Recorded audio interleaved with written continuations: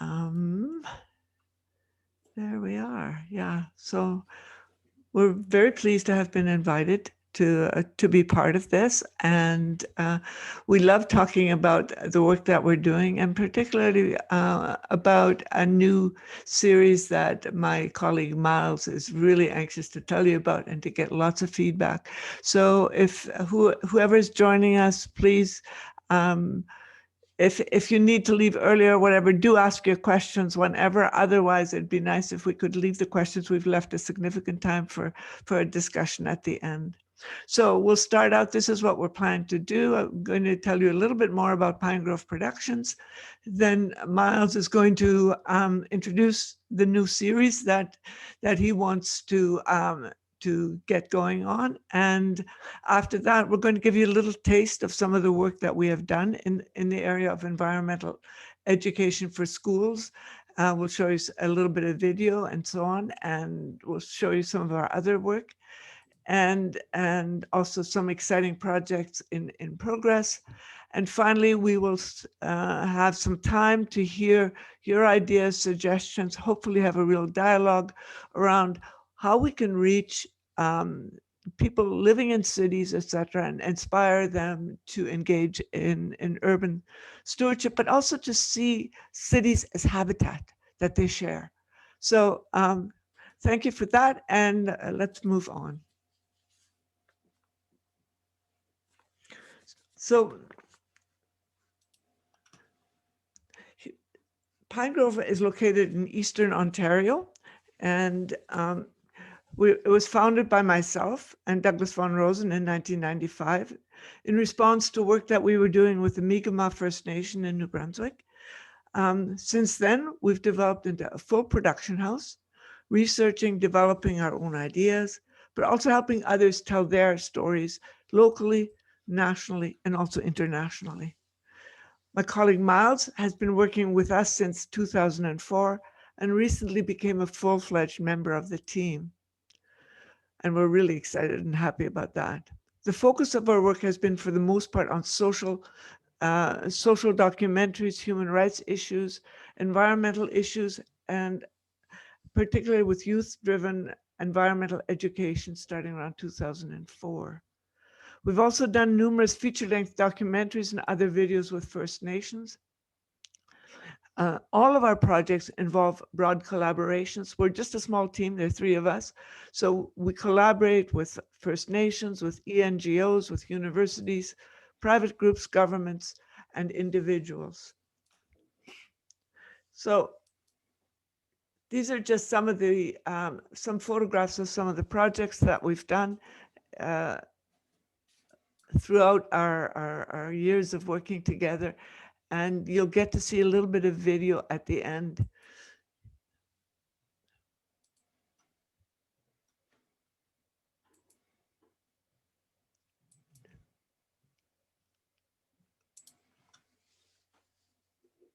So now Miles is going to share with you his plans for the new urban stewardship video series that he's very passionate about and for which we hope to get your input today. Miles? Thank you, Franziska. So yeah, as Franziska set up, we are in the process of developing a series about urban habitat that we want to share our ideas with you, but also welcome ideas from anyone about how we might approach this.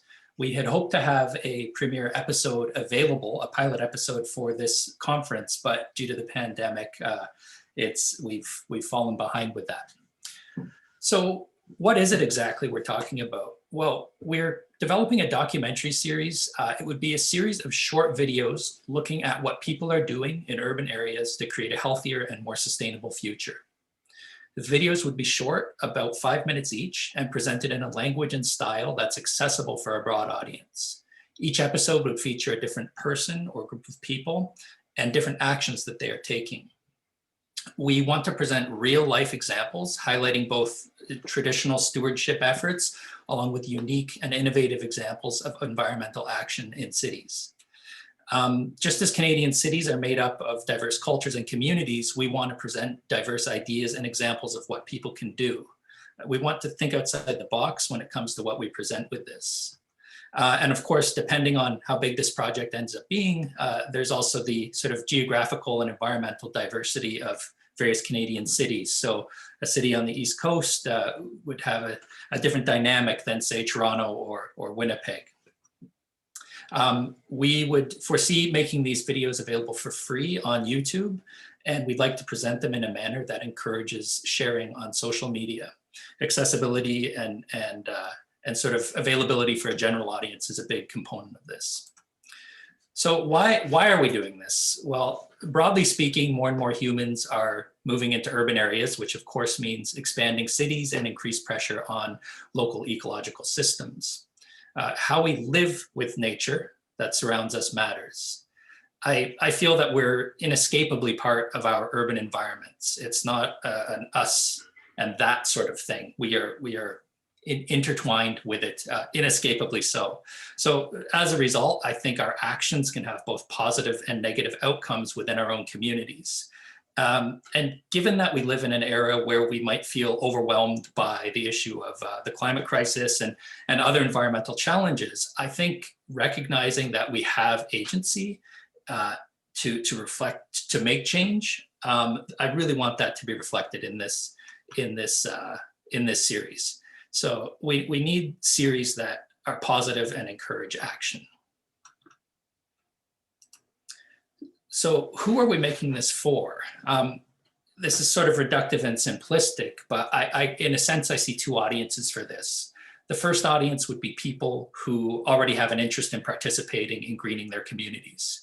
For them, this project would present ideas that could be adopted and applied or shared with similarly minded people. The other group, and in some ways I see this as the more important group, are just the general public broadly, who don't necessarily see their local communities as habitat. I've spoken to numerous people in cities and who see nature as something that's out there. It's something that you get in your car, you drive for 5 hours to access. But I feel that there's an amazing ecosystem around us within cities.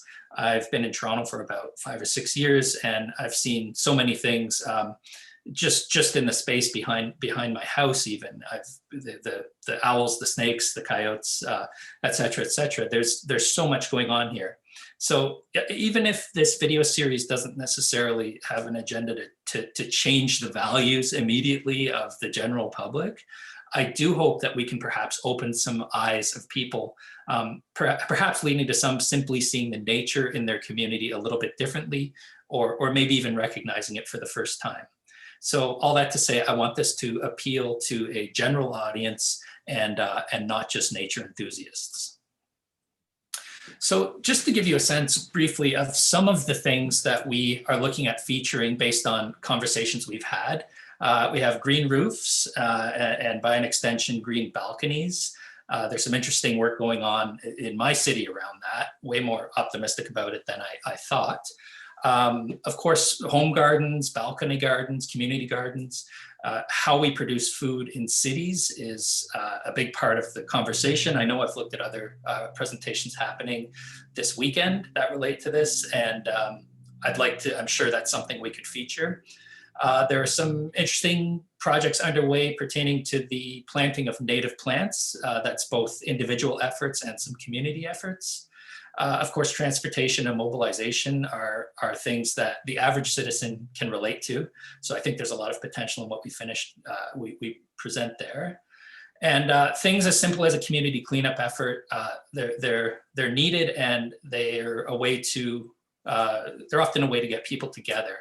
So all of that to say, these are some of the leads we're exploring, but we also would like to look at these as opportunities, not only to feature interesting actions, but interesting people. I myself have been down what's called the YouTube rabbit hole, whereby I might be watching a video that's completely unrelated to my interests, but it just has a fascinating character or individual. And that's part of what I would like to engage here as well. We would like to present interesting people, interesting characters, and again, unique ideas.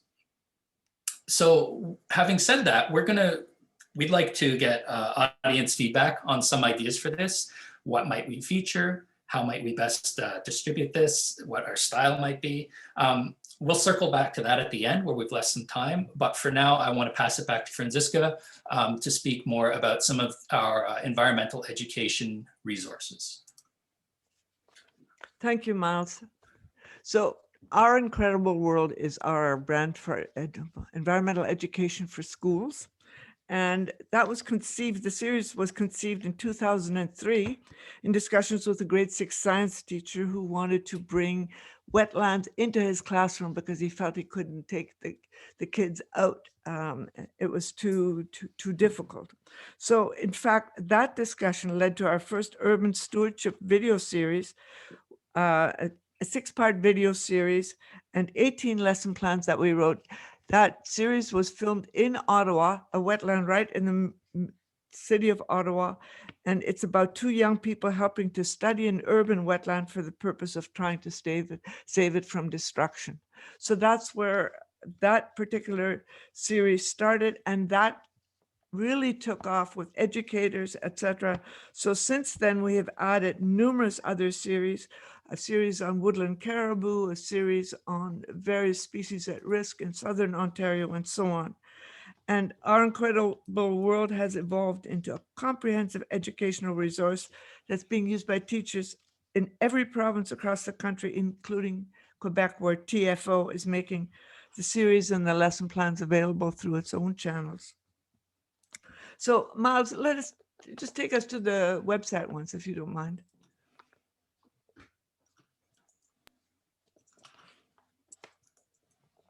So we're just going to show you the website and just give you a quick little glimpse into the world of our.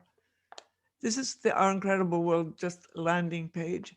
And so there's a section for teachers, for students, and it's also in French.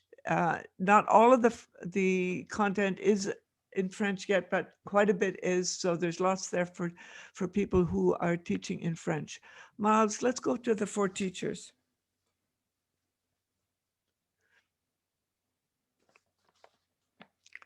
So you can see there are videos, lesson plans, resources, etc. Miles, maybe you could just sort of take us through it a little bit. It's divided by grades, grade 4, grade 6, grade 7, high school. It is connected to the curricula, so a teacher can choose depending on what they want to teach. And the videos, for that we hire teams, and they go out and they actually meet scientists in the field, from studying turtles somewhere to flying in a helicopter in Northern Ontario in the middle of winter, walking in snowshoes to find to find dropped wolf collars or things like that. So the teens for each series get amazing experiences for a summer or a winter and learn a lot of things. Now, let's take a look at some of the lesson plans. So each series, for each episode, there are either 2 or 3 lessons tied specifically to the curriculum. And here you can see one of the lessons. On the left is the video that it relates to. The lesson plans are tied into the videos and offer all kinds of opportunities for activities, and for a lot of this could also be used for online learning, particularly now under COVID.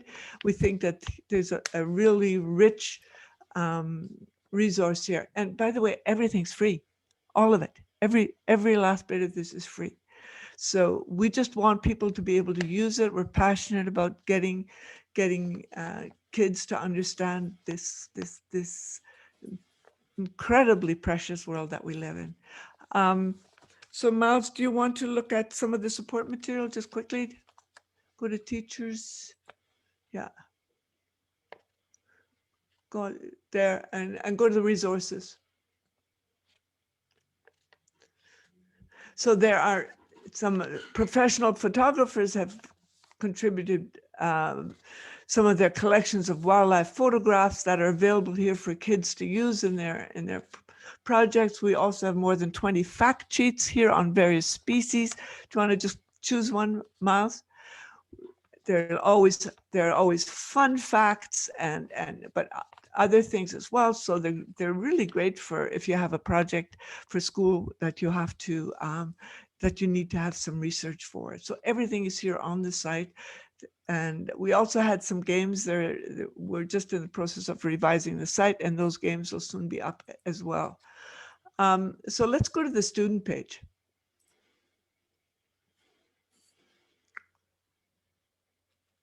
So here are some of the teens that we've hired. These are local kids that we've hired to do this. Many of them play themselves in these videos. And if kids want to follow one of the characters, for example, Jesse, who's a really cool kid, there's a little bit about him. And he spoke fluent English and French, so you also see him in the French series. And then you can see all the different videos in which Jesse was featured. Anyway, there's lots here. People can browse around on this site anytime they want to. It's incredibleworld.ca, and we're continuing to add more material, and we'd love your feedback on this. Is there something else that we could do, something we could do better, anything like that? Or share it with people, let them know that it's here, because all we want is for it to be used. So Miles is now going to show you a little clip, so you can actually get to see what the videos look like. Thank you, Franziska. Just give me 1 minute while I set this up. So I'll just quickly set this up for you. Just a quick setup for what I'm about to show. So I'm going to show you some selections from Sharing Our Habitat, which is our latest educational series. The film features 3 youths who are tasked with learning about species at risk and finding actions people can do to help them. Each episode looks at a different species at risk in a different habitat type. Some examples include the American badger, various bat species, American ginseng, and the lake sturgeon.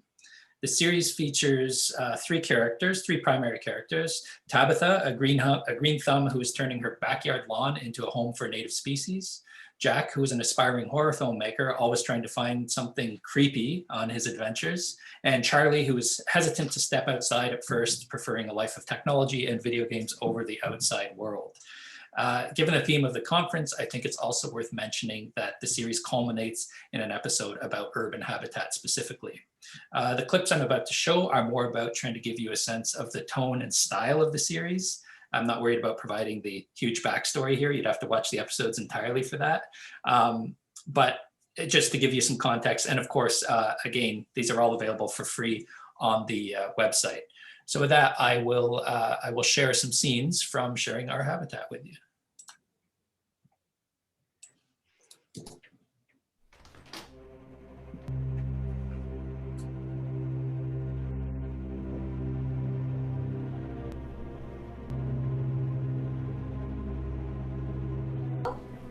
Is anyone here?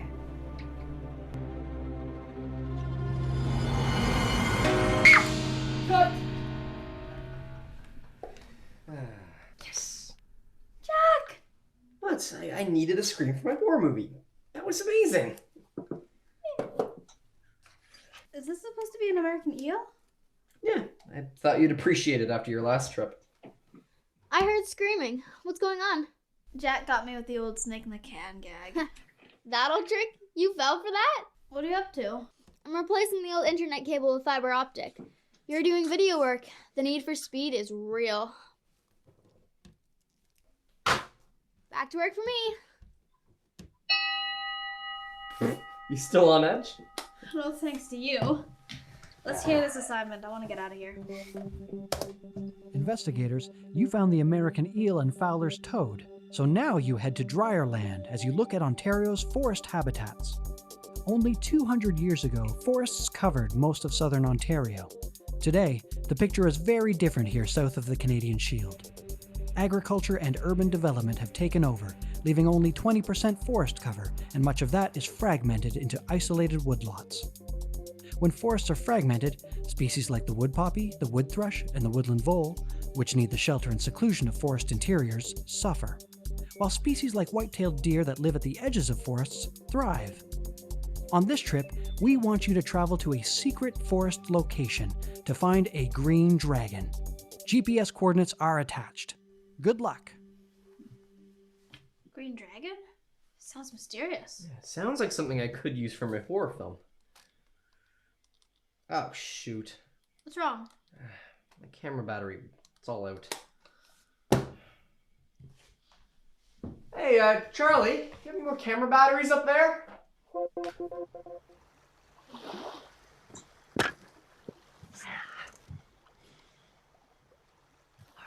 I am out here all alone with nothing. Nothing but my camera, some donuts, some water, my phone, this recliner chair, that pizza, a below average internet connection, and the gentle splashing of waves. See, I'm here to see if I can survive the night and possibly film the elusive Fowler's toad on this episode of Survival Man vs. Wilderness.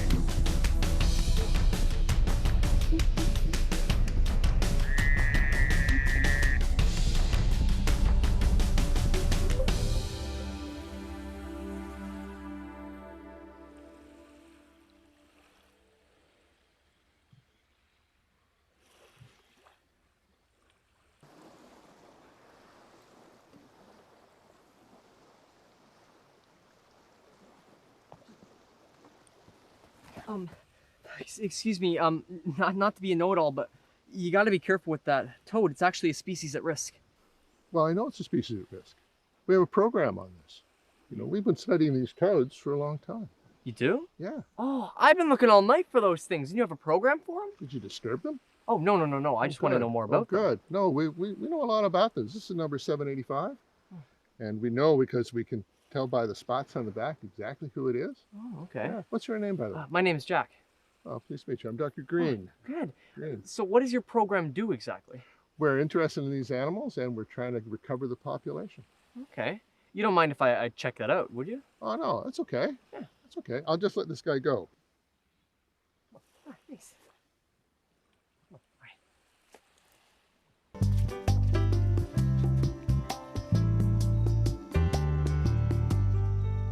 So, why this site? Well, there's a couple of reasons that we've chosen this site. One, the adult female laid her eggs right over there. So we want the young to be back where the female had originally laid her eggs. Another reason that we're using this site is because it has soft substrate. So the soft substrate allows the young turtles to bury in to hide away from predators. And if you look carefully, there's a number of insects and snails swimming around. And those are a food source for these turtles, and that'll allow them to grow quickly. So let's go ahead and maybe release some of these turtles, all right?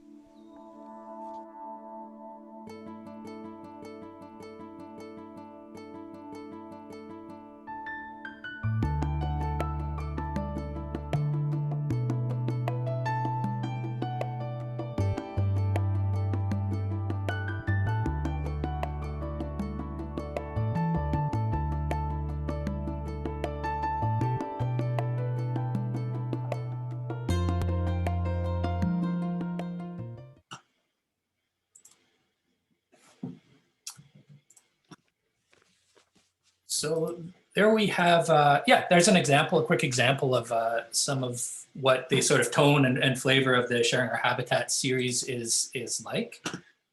And I'm just going to pass it back to Franziska to speak about another one of our projects.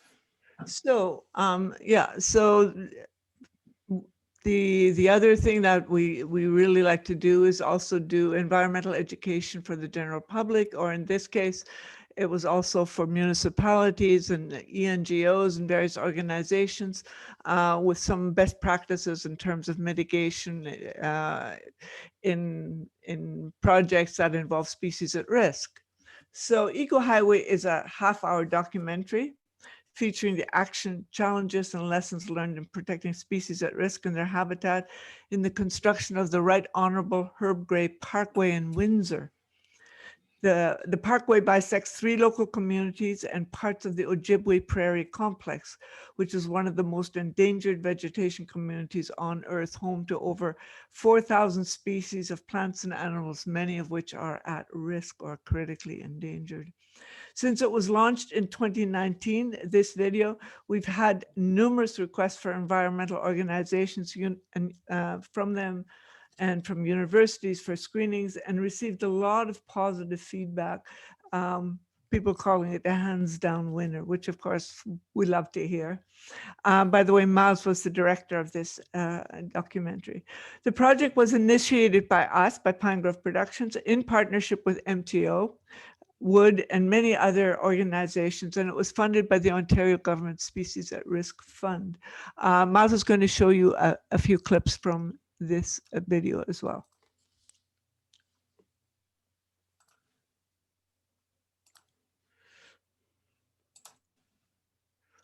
One of the ways to mitigate the threat of fragmentation is to link sites together. It's something that it hasn't been enough. There hasn't been enough of that done in the past, in my opinion. I've seen more interest and more awareness of it in the last 10 or 15 years. The Parkway took it to another level with the eco crossing across 401.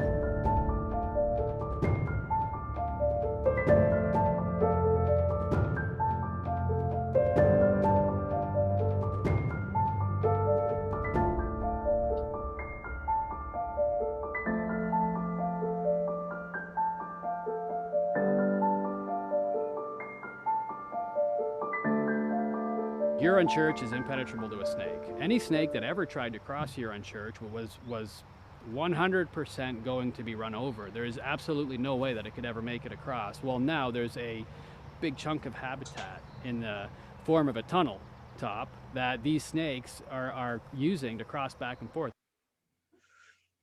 It's an eco passage, a tunnel top that's over 100 meters wide. When you're standing on it, you feel like it's a part of the landscape. So again, I mean, that is a pretty unique mitigation measure or prescription that was implemented for this project that you may not see on a lot of other ones, mainly due to the cost and the magnitude of it all. So the eco passage, first and foremost, helps with the gene flow, bringing fresh genes in to species that already live here, and yet they haven't had sampled genes from the other side of Huron Church Road for at least 50 years. It's been at least 50 or 60 years since an animal was able to cross Huron Church Road without getting hit by a car. So, and I've watched many fox snakes get hit by cars.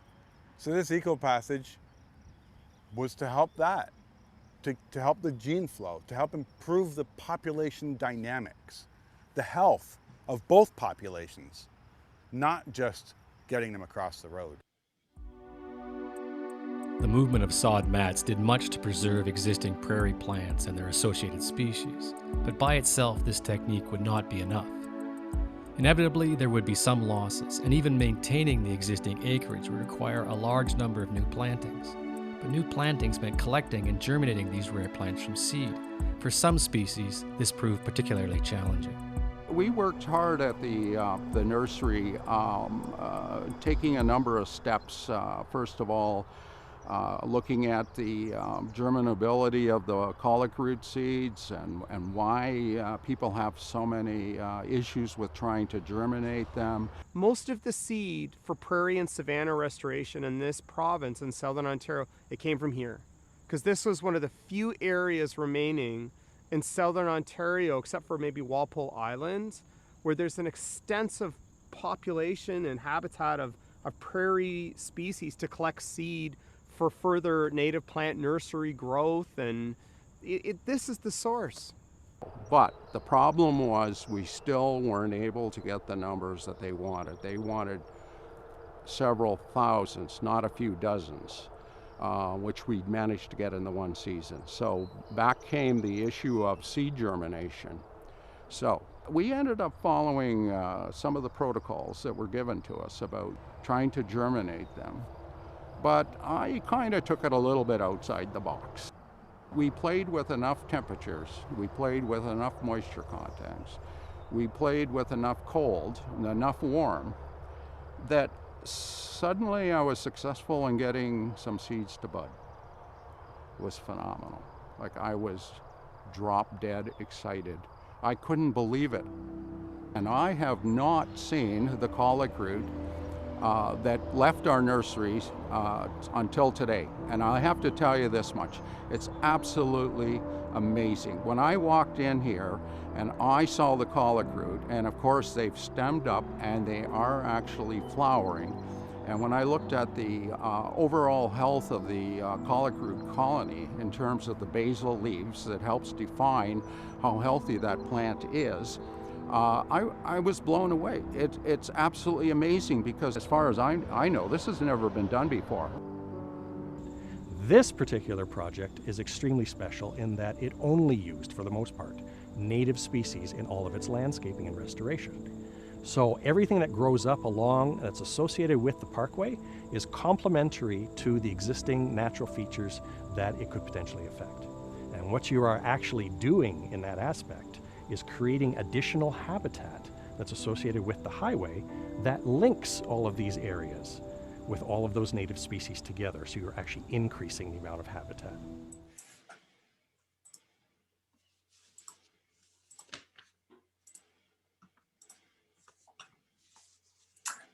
So yeah, again, that film that's about a 30-minute documentary, and it's again available for free, ecohighway.ca.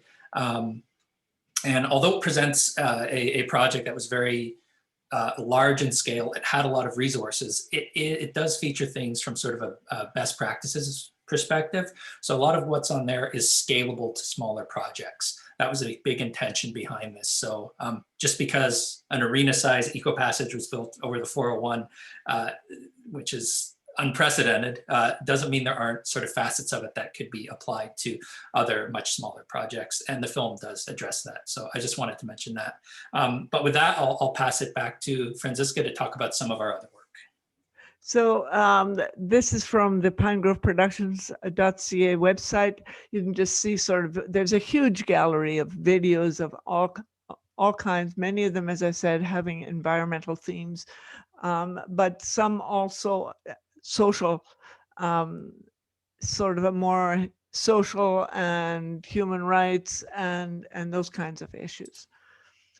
So this, Together We Stand Firm, was a 4-part feature-length series that we filmed in northern Quebec with the Crees of Quebec, and it is basically it follows the birth of the modern Cree Nation, from the first rivers that were turned around for the hydro dams to today, where the Cree Nation is really standing very firmly on its own 2 feet.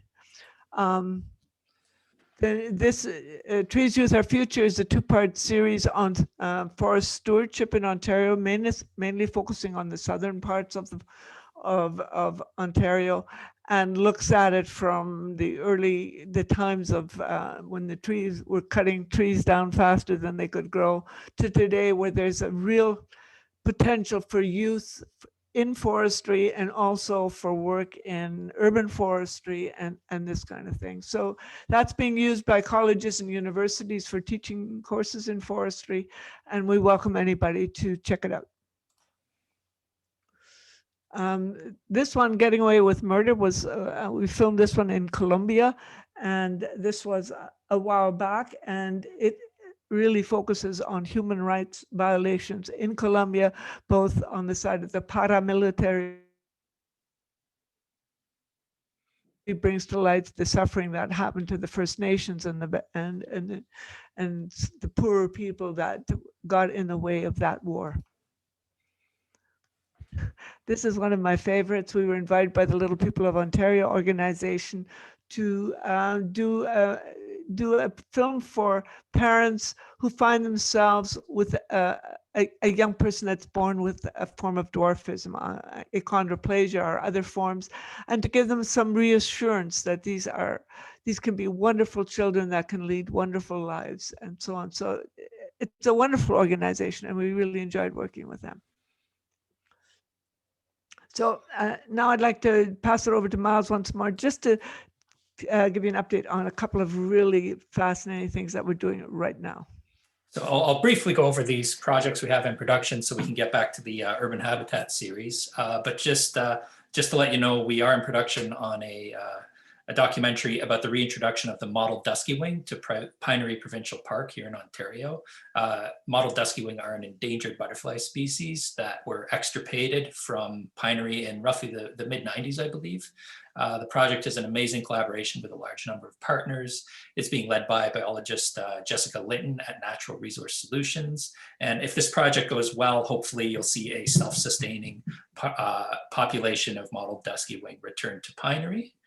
We're also filming a documentary about Pelee Island. It's looking at the needs of both the species at risk on the island, of which there are many, including some very unique species that are unique to Canada on just the island. So looking at their needs and the needs of the humans that call the island home from a sort of economic, natural history perspective, and looking at their future. There are a lot of challenges, but we believe there will also be some solutions presented in looking at Pelee Island. So with that, I'd like to circle back to the Urban Habitat series and open up the floor for any ideas or suggestions. Also, if there's any questions or comments relating to anything else that we've shown you today, you'd be more than welcome to present it at this time. And just a few sort of talking points we're inviting is who should we feature in this series? What sort of stewardship actions might we highlight? And how to best reach our target urban audience. And of course, as with almost all our work, we are looking for partnerships and sponsors. All of our work is about collaboration between organizations and individuals. So we're looking for that as well. And again, I would just reiterate what I said earlier, just about wanting to think outside the box and looking for interesting people, looking for interesting ideas that might be less conventional, so to speak, in some cases. So with that, I will ask if there's any questions or comments.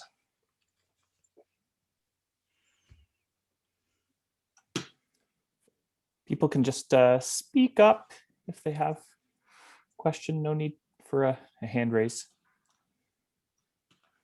I have a question, Miles, or a potential lead, I guess. Okay. So have you heard of the Friends of the Glen Stewart Ravine? No. So the Glen Stewart Ravine would be a location you'll want to check out. So in Toronto, I should say. Sorry for being Toronto centric there. I know you're going to probably check out multiple urban centers in Canada, but an interesting group. I think some of the folks are connected with the Toronto Field Naturalists group, but they're for interesting characters. It'll check the box, and passionate folks. I teach a course which is basically an urban expedition across downtown Toronto. So an 8-day camping trip across Toronto from east to west. And we've had presentations by the Friends of the Glen Stewart Ravine, and these are university students who have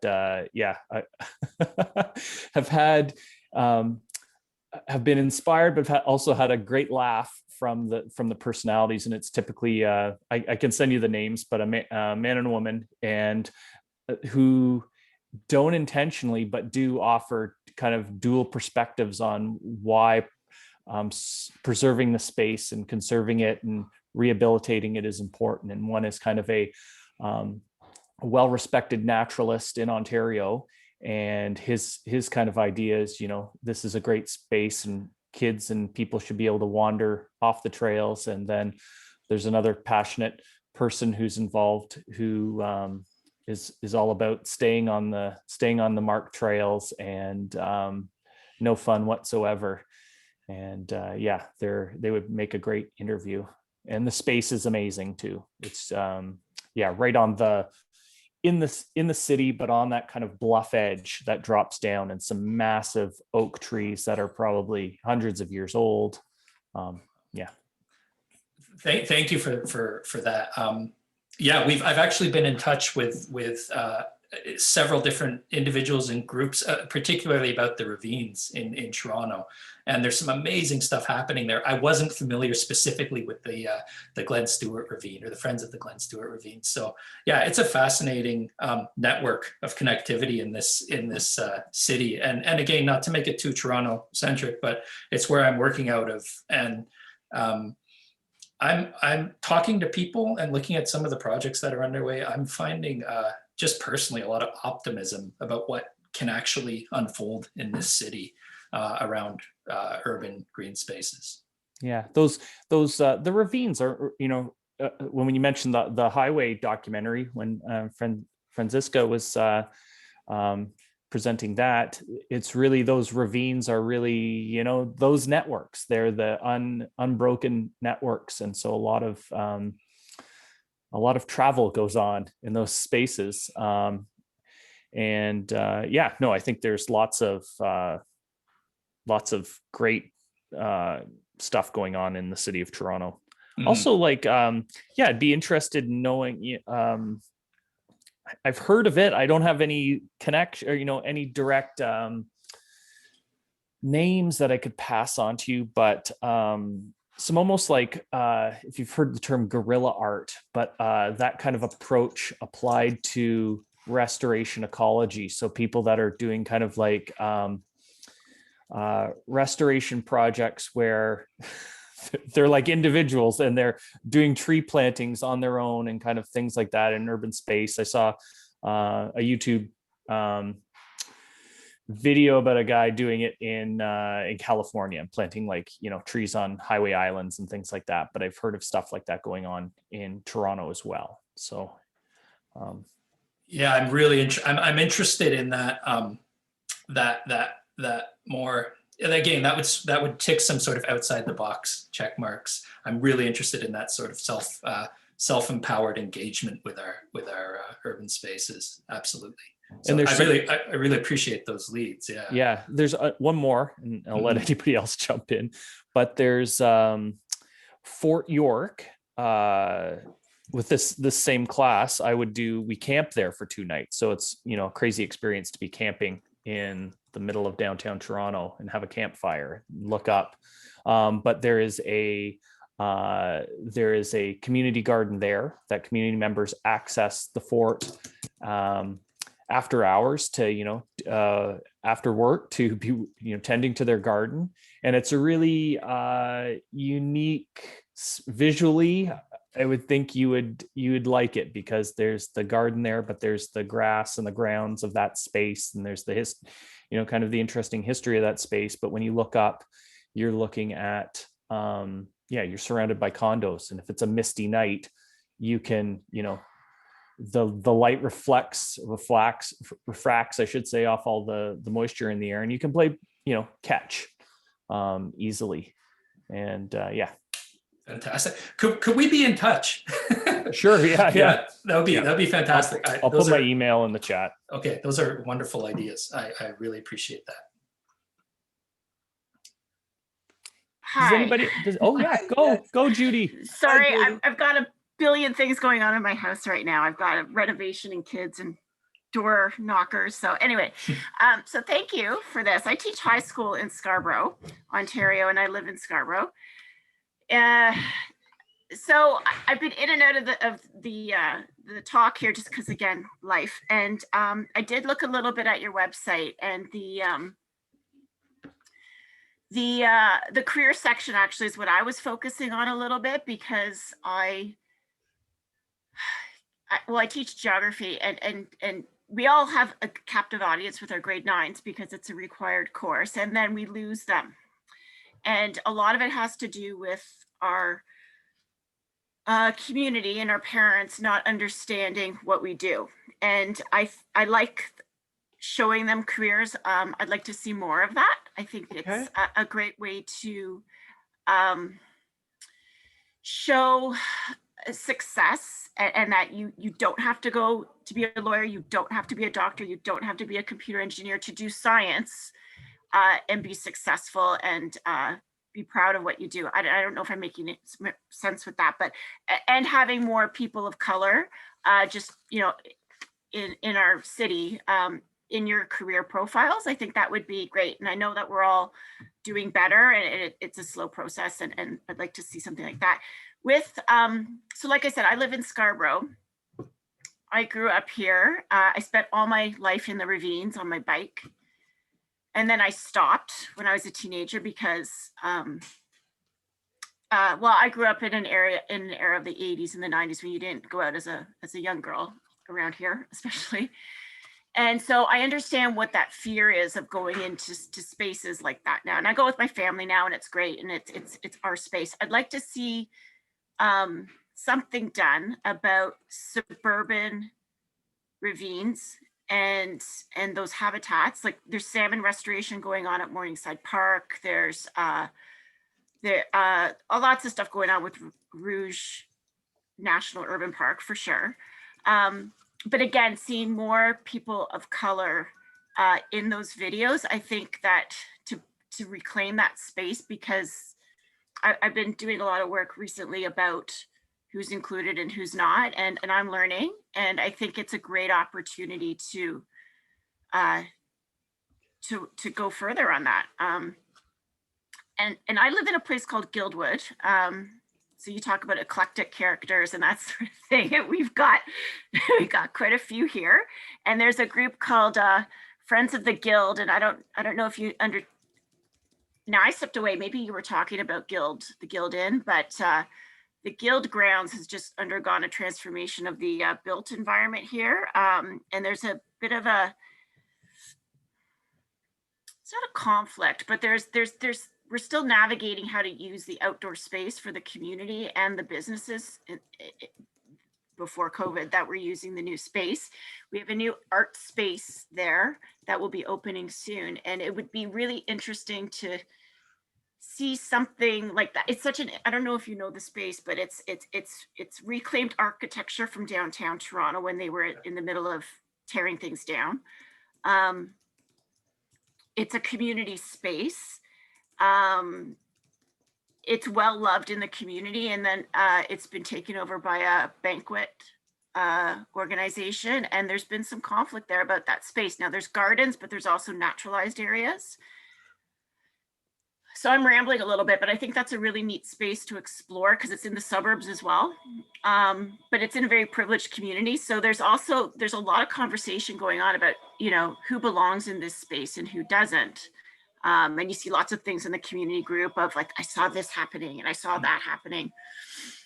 There's one woman. Sorry, Judy. I'm just going to, we have 1 minute left. So I'm just going to, I apologize, but I'm going to cut you off just to allow Miles and Franziska to respond to your ideas there for the last minute. Thank you. Judy, thank you very much. Yeah, all of your points resonate with me, and I've taken notes on everything you've just mentioned. And I will absolutely follow up with look into all those things you've mentioned. They sound really dynamic and interesting, and they also sound like they present some of the challenges we have as well moving forward. So yeah. So Miles, can we the last two slides quickly? So thank you, everyone. These are some of our sponsors, and thank you for inviting us here. And last slide. We'd really like you, Judy, to contact us, contact me, pinegrove@bell.net. I'd love to put you on our newsletter. Anybody that you know that might be interested, please pass on the word. We're all in this together, and it takes all of us to make a difference. So thank you very, very, very much. Thank you. Thank you.